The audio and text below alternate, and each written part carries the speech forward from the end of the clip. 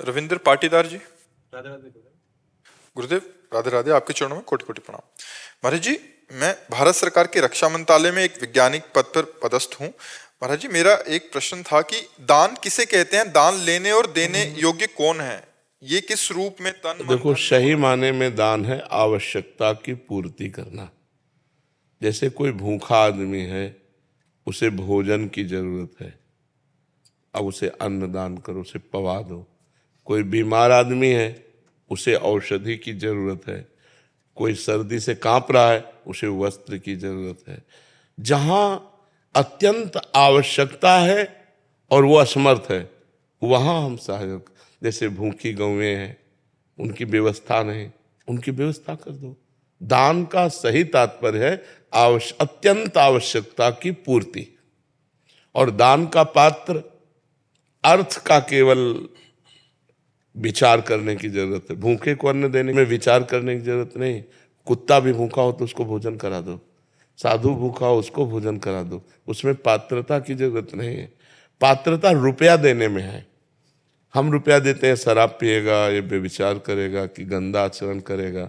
रुपया में थोड़ा होश में दान करने की जरूरत है। अन्न, वस्त्र, औषधि, जल, इनको तो जहाँ यथा योग्य अवसर मिले पवा दो, उसमें दे। क्योंकि वो, लेकिन रुपया में वो कुमार्गगामी प्रवृत्तियों में रुपया खर्चा होगा तो आपको भी नरक जाना पड़ेगा। इसलिए उसमें फिर पात्र देखते हैं कि हमारे रुपये का यहाँ सदुपयोग होगा कि दुरुपयोग। अगर लग रहा है सांगोपांग सदुपयोग होगा तो फिर कर देना चाहिए। जैसे कानपुर की एक बूढ़ी माई धनाढ्य थी, तो नारदानंद सरस्वती जी के पास नैमिषारण्य में गई और 1 रुपया निकाला और सामने रखा और कहा, प्रभु मैं गरीब आदमी हूँ, सोचती हूँ कि 1 रुपया संत सेवा में लग जाए तो क्या संत सेवा में लग सकता है? उनका हाँ माई। भंडारी को बुलाया, कहा 1 रुपया का नमक लाओ, पूरी दाल में डाल दो, सब संतों के सामने दाल परोसी जाएगी, और माई आज तुम भी प्रसाद पालो। फिर उसने करोड़ों की संपत्ति स्वामी जी के नाम कर दी कि जो 1 रुपये का सदुपयोग कर सकता है वो करोड़ों का सदुपयोग कर सकता है। तो रुपया थोड़ा देख समझ के ध्यान देने की बात है। अन्य वस्तुएं अवसर पर, आवश्यकता पर हमें दे देनी चाहिए, उसमें विचार करने की जरूरत नहीं। जब अर्थ देने की बात है, जैसे कोई मांग रहा है आपसे, संत वेशधारी, एक तो संत मांगेगा नहीं, जो भगवान का निज जन है वो कभी ऐसे नहीं करेगा। ये हम तुम्हें पक्की बात बता देते हैं। जो कहावे मुआर दासा, करे तुच्छ नरन के आशा, तो कहो कहाँ रहा विश्वासा। भगवान का दास कहलाकर मरण धर्मा शरीरधारियों के सामने हाथ पसारे तो भगवान का दास है क्या? अरे भगवान की दासी हैं लक्ष्मी जी, और लक्ष्मी पति के हम दास हैं। कि हमें जो आवश्यकता होगी वो प्रभु देंगे, तुमसे क्या मांगने की जरूरत है? तो भगवान का भक्त या कोई संत या सन्यासी, मुझे तो नहीं लगता जो असलियत में सतमार्ग में चलता है, उसका लक्ष्य तो भगवान है, तत्व ज्ञान है। वो रुपया के लिए, ना औषधि के लिए, ना यात्रा के लिए, पैसा मांगेगा नहीं। हाँ, कुछ संतों का ऐसा है कि अगर प्रारब्ध वशात आ जाता है तो उसका सदुपयोग कर देते हैं। कुछ संत झंझट में भी नहीं पड़ते। लेकिन अगर कोई वेशधारी आपसे रुपया मांग रहा है कि हमें तीर्थ यात्रा के लिए या यज्ञ कराने के लिए या इसके, तो आप स्वतंत्र हैं ना कहने में। बिल्कुल डरिएगा नहीं कि हमारा कुछ अहित हो सकता है, कुछ नहीं अहित हो सकता, हमारी श्रद्धा नहीं, हम नहीं देंगे।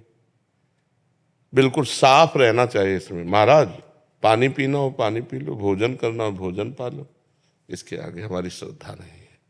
अगर आपकी श्रद्धा दिखाई दे रही कि वास्तविक यज्ञ होने जा रही, आपको पता है उनका परिचय है, तो जो बने तन मन धन सहयोग कर देना चाहिए। मतलब उसमें जानबूझ करके ही दिया जा सकता है, अनजाने में धन नहीं दिया जा सकता कि हमारे धन का दुरुपयोग होगा तो फिर उसमें सदगति बिगड़ जाएगी।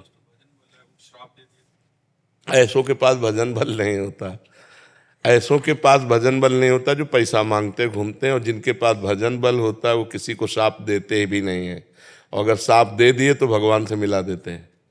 मुनिनकर क्रोधो मुक्ति दातार, नारद जी ने यमलार्जुन को शाप दिया, भगवान से मिला दिया। अगर भजनानंदी महात्मा तुम्हें दंड दे दे तो भगवान की प्राप्ति करा देगा। भजनानंदी महात्मा कभी पैसा नहीं मांगेगा। पैसा मांगने वाला कभी भगवान का भरोसा नहीं रखता। ऐसों के पास वो होता नहीं है जो सांप देते हैं, जो सांप की धमकी देते हैं उनके पास कुछ होता नहीं, और जिनके पास होता है वो सांप देते नहीं हैं, क्योंकि सब में वो भगवान को देखते हैं, अपने भगवान को सांप देंगे क्या। और अगर कभी दंड विधान के अनुसार कर भी दिया तो भगवत प्राप्ति करा देते हैं। मुनिन का क्रोधो मुक्ति दातार, मोक्ष पद प्रदान करने वाला होता है। गुरुदेव, इसमें तन के दान को वरीयता दी गई है। तन मन धन, तो तन पहले आता है, तो क्या तन को वरीयता दी? नहीं, आवश्यकता।